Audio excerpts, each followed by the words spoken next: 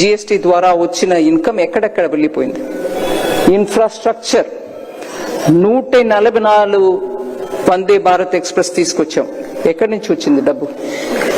Airports double అయ్యాయి, ఎక్కడి నుంచి వచ్చింది డబ్బు?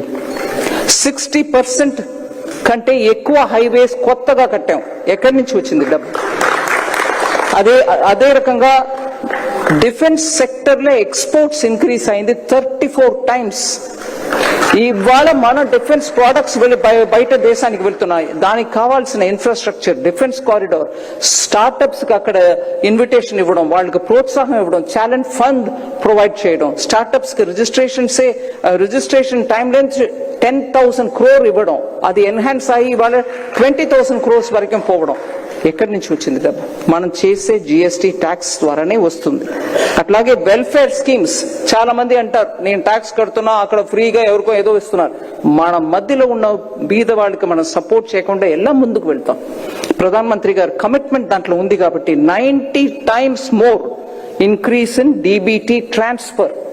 అంత డిబిటీ కథ సెపరేట్ గా మనం చెప్పవచ్చు. 90% ఇంక్రీస్ అయిందని అంటున్నాం.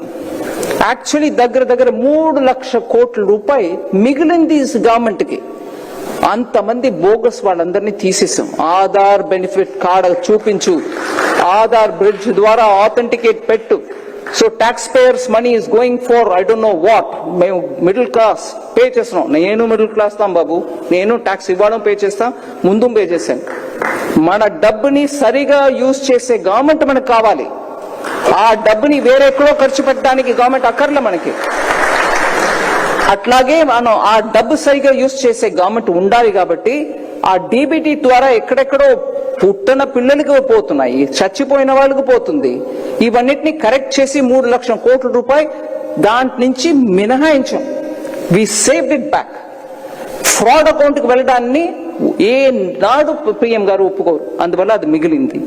గరీబ్ కళ్యాణ్ మీకు తెలుసు, 25 crore అవుట్ ఆఫ్ పావర్టీ. 25 కోట్ల జనాన్ని పావర్టీ నుంచి తీసి బయట తీసుకొచ్చాం. They are no longer poor, they are aspirational middle class, but maybe at the bottom Rang.